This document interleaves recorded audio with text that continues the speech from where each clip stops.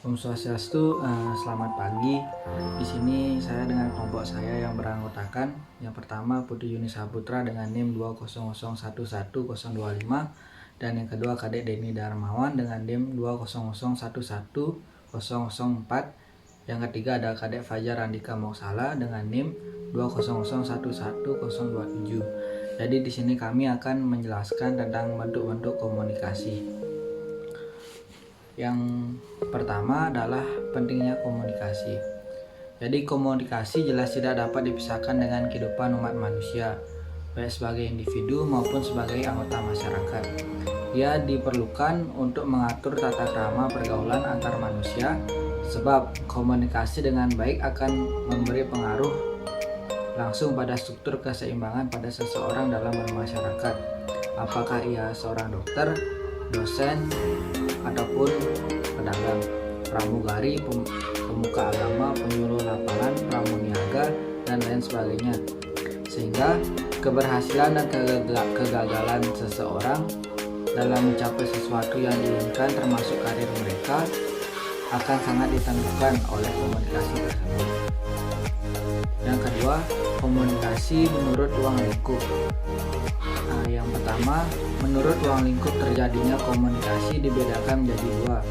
Yang pertama komunikasi internal, yang kedua komunikasi eksternal.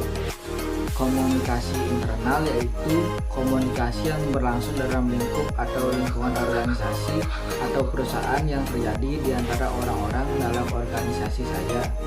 Yang kedua komunikasi eksternal, yaitu pertukaran informasi yang terjadi antara organisasi dengan pihak luar seperti kreditur, pemasok, pelanggan, dan lain sebagainya. Yang kedua, komunikasi internal maupun eksternal dapat berlangsung melalui saluran formal, informal, dan non-formal.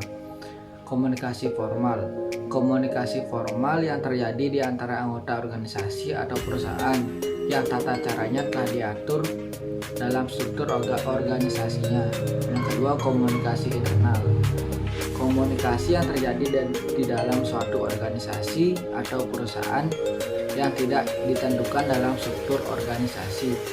Yang ketiga ada komunikasi non formal.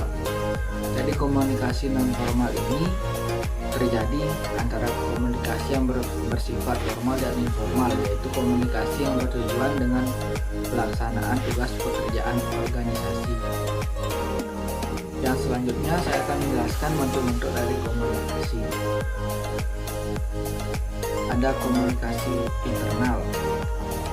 Komunikasi internal dalam bentuk formal yaitu komunikasi yang direncanakan antar orang-orang dalam surat, memo, email, pesan instan yang mengikuti rantai hakiki dalam struktur organisasi. Sedangkan formal eksternal yaitu komunikasi yang direncanakan antara organisasi dengan orang-orang di luar. Contoh, surat, laporan, memo, email, situs web, pesan instan, dan konferensi pers.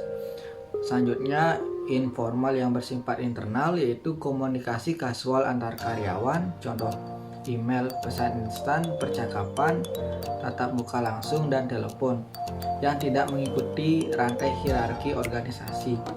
Yang kedua ada informasi yang bersifat eksternal. Informal yang bersifat eksternal yaitu komunikasi kasual dengan para pemasok, pelanggan, investor, dan orang luar lainnya. Contoh, percakapan, tatap muka, email, pesan instan, dan telepon.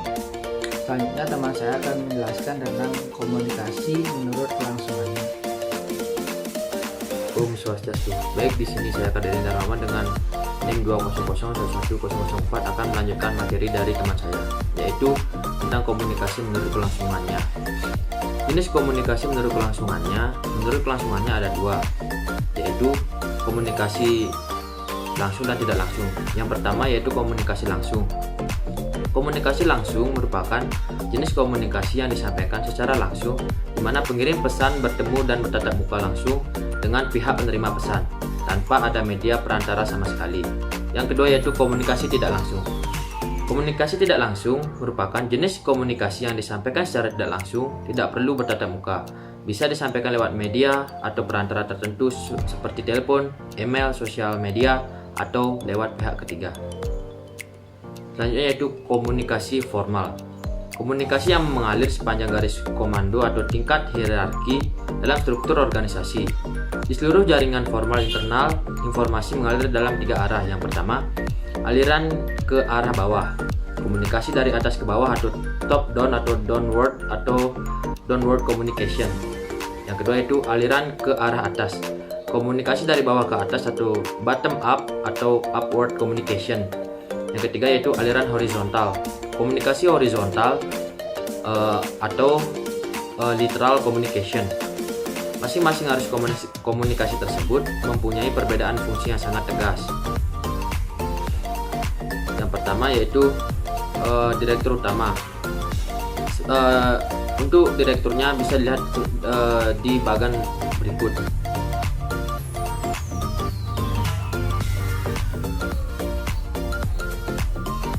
Selanjutnya yaitu komunikasi dari atas ke bawah. Komunikasi yang berlangsung ketika orang-orang yang berada pada tataran manajemen mengirimkan pesan kepada bawahannya. Tujuan komunikasi dari atas ke bawah ini adalah 1. Pemberian pengarahan atau instruksi kerja atau job instruction. Yang kedua, penjelasan dari pimpinan tentang mengapa suatu tugas perlu untuk dilaksanakan atau job rationale. Yang ketiga, penyampaian informasi mengenai peraturan-peraturan yang berlaku atau prosedur and practice. Yang keempat, memberikan umpan balik pelaksanaan kerja pada karyawan. Yang kelima, pemberian motivasi kepada karyawan untuk bekerja lebih baik. Selanjutnya, komunikasi dari bawah ke atas. Komunikasi yang terjadi ketika bawahan mengirim pesan kepada atasannya. Tujuan komunikasi dari bawah ke atas ini adalah yang pertama, penyampaian informasi tentang pekerjaan ataupun tugas yang sudah dilaksanakan. Yang kedua, penyampaian informasi tentang persoalan-persoalan pekerjaan ataupun tugas yang tidak dapat diselesaikan oleh bawahan. Yang ketiga, penyampaian saran-saran perbaikan dari bawahan. Dan yang terakhir yaitu keempat, penyampaian keluhan dari bawahan tentang dirinya sendiri maupun pekerjaannya. Komunikasi horizontal. Komunikasi yang berlangsung di antara para karyawan ataupun bagi yang memiliki kedudukan yang setara. Tujuan komunikasi horizontal ini adalah 1. Memperbaiki koordinasi tugas. 2. Upaya pemecahan masalah. 3. Saling berbagi informasi. 4. Upaya pemecahan konflik. 5. Membina hubungan melalui kegiatan bersama. Nah, untuk materi selanjutnya akan disampaikan oleh rekan saya. Om Swastiastu. Baik, di sini saya akan melanjutkan materi dari kelompok saya, yaitu komunikasi informal. Walaupun sudah tersedia jalur komunikasi formal, keberadaan jalur komunikasi informal tidak bisa dihindari. Dengan jalur komunikasi informal, orang-orang yang ada dalam organisasi tanpa melihat kedudukan, hierarki, jabatan dapat berkomunikasi secara luas. Mereka dapat membicarakan masalah-masalah khusus yang masih terkait dengan situasi kerja yang ada dalam organisasi maupun masalah yang umum seperti humor, olahraga, keluarga, seni, musik, TV, politik, dan sebagainya. Dan yang selanjutnya adalah bagian dari jaringan komunikasi informal dalam organisasi, yaitu sebagai berikut.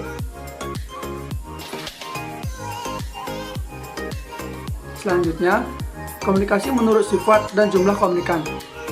Yang pertama, komunikasi antar pribadi yang disingkat dengan KAP.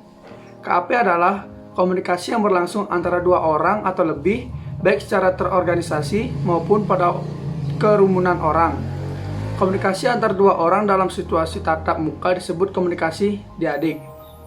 Dan yang kedua, komunikasi kelompok. Komunikasi kelompok adalah komunikasi yang berlangsung antara beberapa orang dalam suatu kelompok kecil, seperti dalam rapat, pertemuan, konferensi, dan sebagainya. Dan yang ketiga, komunikasi massa. Komunikasi massa adalah komunikasi yang menggunakan media massa, baik cetak maupun elektronik, yang dikelola oleh suatu lembaga, yang ditujukan kepada sejumlah besar orang yang tersebar di banyak tempat.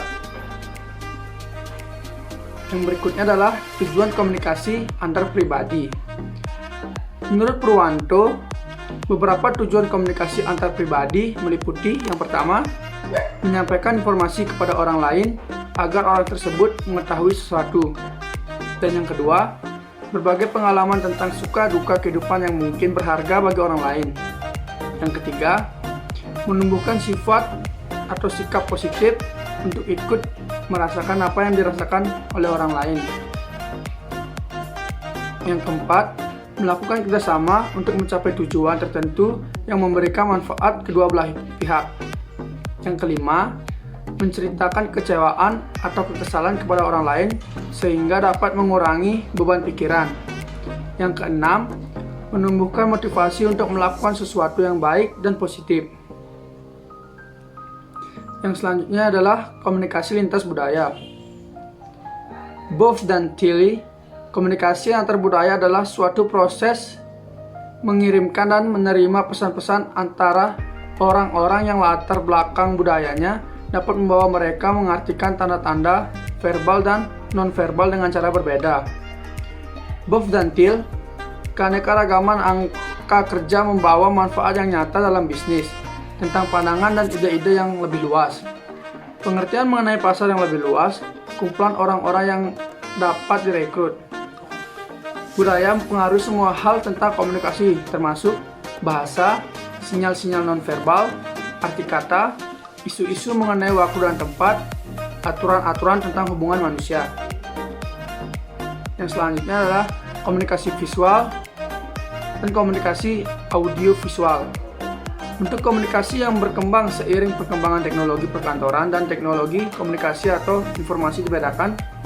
Yang pertama, komunikasi visual adalah penyampaian pesan yang berupa gambar, foto atau grafik untuk memudahkan pemahaman dan interpretasi lawan komunikasi. Yang kedua, komunikasi audiovisual merupakan kegiatan penyampaian pesan melalui simbol-simbol animasi dan suara. Film merupakan salah satu untuk komunikasi audiovisual yang populer dalam kegiatan komunikasi bisnis. Baik, sekian dari presentasi kami. Jika ada kesalahan kata dari kelompok kami mohon maaf, dan kami tutup dengan Parama Santi. Om Santi Santi Santi Om.